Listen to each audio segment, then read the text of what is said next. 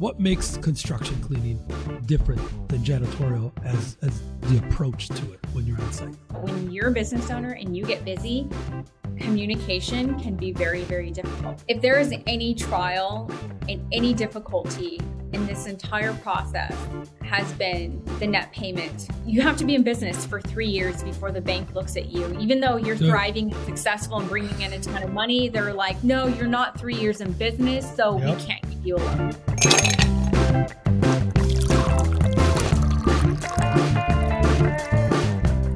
What makes construction cleaning different than janitorial as the approach to it when you're on site? So honestly, it's really going to vary between the types of projects, right? So we have projects that are literally just 1 day clean.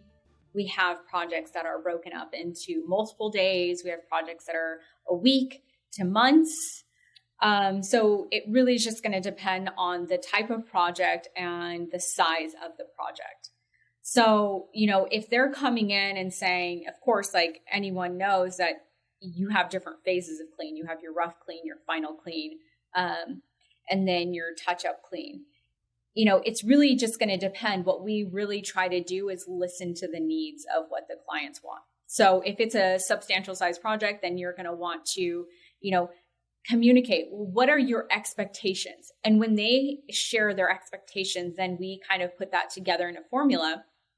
Obviously, then you see the pricing and everything, and it's just open communication. It's open dialogue, being able to really listen to them and then say, because a lot of times they're like, in your expertise, what do you think needs to happen so that I can have what my dream is at the end of this, which is, having it perfect and nice. Pristine. So, we have some projects where, let's just utilize a 27-story project that we're currently on. And, they want us Monday through Friday, 8 hours a day. They want to do several, 2 phases of a rough clean, a final clean, a touch-up clean. Got it. And so, we're always in communication. There is no time where we're not in communication, especially, we go through the end of the week, we touch base, we let people, the project managers and superintendents who are, we're facilitating this with,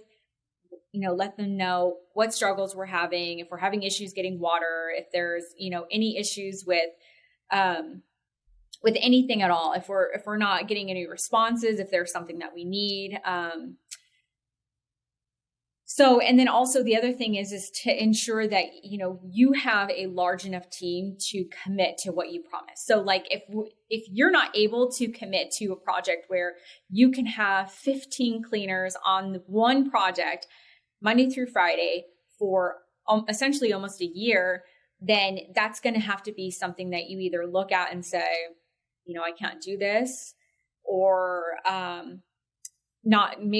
can't do this forever, but maybe at this point, this is not where I am and I need to be able to, because what's going to end up happening is you're going to end up burning your bridge with them. And that's the last thing you want to do. You would rather say, right now, I'm not able to sustain this. And then in the future, when you're ready, then go back to them, and they will find that to be. They'll respect that. Yeah. Yes, much more so. So really, it's going to depend on the type of project, right? And let's just say a small little restaurant that has a deli sandwich place, 1,200 square feet. It's going to be, real simple. You go in, you do a deep clean in the kitchen, and then you clean around the space and things like that. And so the expectations are a final clean, period. Yeah. You go in there and you're done. Get me ready to open tomorrow, right? Yes. Yeah. So it's really, the things that I would suggest is remember to have continual communication. And I say this as if it's really that simple, because you have to remember that when you're a business owner and you get busy, communication can be very, very difficult. So you have to keep that at one of your forefronts of saying, this is one of my core values and I'm not going to compromise it. Don't compromise. So it's a commitment that you have to make to yourself, because we can all start off saying, oh yeah, I can do that. I'll make sure that I'm communicating with them. And then you're getting pulled left and right. And all these spaces are, you're just like, no, I can't. And then somehow it all falls through the cracks. So if there is any trial and any difficulty in this entire process has been the net payment, and also so essentially we're our own banks. And, like I said, and we started our company literally off of $2,500. That's what paid our insurance. And that's what carried us for 2 months until we got paid. It just so happened that our very first job paid us within like 2 or 3 weeks, and kept doing that. Every time we did a different phase, they would pay us. And so, we organically started growing. And as time went on, though, we're having this nest egg that we're putting away, and we're starting to see as we grow, we're having this money in the cloud and it's trickling in, right? But yet we have tons of labor. Like on one job, we can have up to 20 people on a job, and we're doing that 5 days a week. And yet they don't want to pay us until 60 days, a lot of times, and sometimes even out. And, we have these conversations like, hey, we're essentially like being our own banks and facilitating all of this. And you're not our only job. Mm-hmm. Like we are all over, the West Coast. And, we have multiple jobs. It's a tough conversation, right? It's on a daily basis. Yeah. And, we try to help them understand where we're at. And, it's like, we don't want to give people the impression, because it's not true, like we're financially doing great, we're thriving, but at the same time, you can only have money in the cloud for so long, and you need like that big gush of finances that come out so that, you don't feel that heavy weight of paying your employees, getting all your, your people paid, and everything is moving smoothly. And so I guess my answer to that is, we still actually struggle with it. We hit those walls, and we don't have an investor at this time right now, but I've had this conversation with my business partner, just saying, they really want to make the American dream almost desolate, because you have to be in business for 3 years before the bank looks at you. Even though you're thriving and successful and bringing in a ton of money, they're like, no, you're not 3 years in business, so we can't keep you a loan. You're talking my language here, Corina. Maybe me, you, and your partner should come up with a solution for. I actually have ideas for it too, but like you're hitting the nail on the coffin with your first 3 years are the toughest, because banks aren't there for you. They're not. No.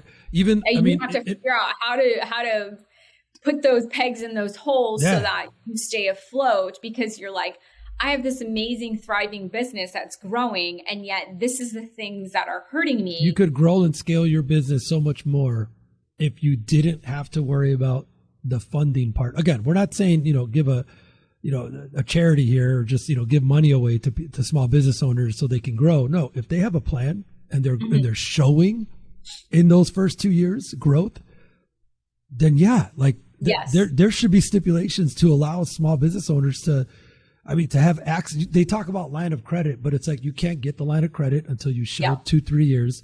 But what do you do in the first 2-3 years? It's like, it's very frustrating. It's really just like figuring out how to plug these holes temporarily so that you can extend and expand. And, we actually recently turned down, it was over $1 million worth of work in Florida, because the cash flow just wasn't going to that's terrible. It. That is like, and it was devastating. We were so sad. We were just like, oh my gosh, like we have this capability, we have this opportunity, and yet we know that we just can't do it today because of the cash flow, not because of our ability.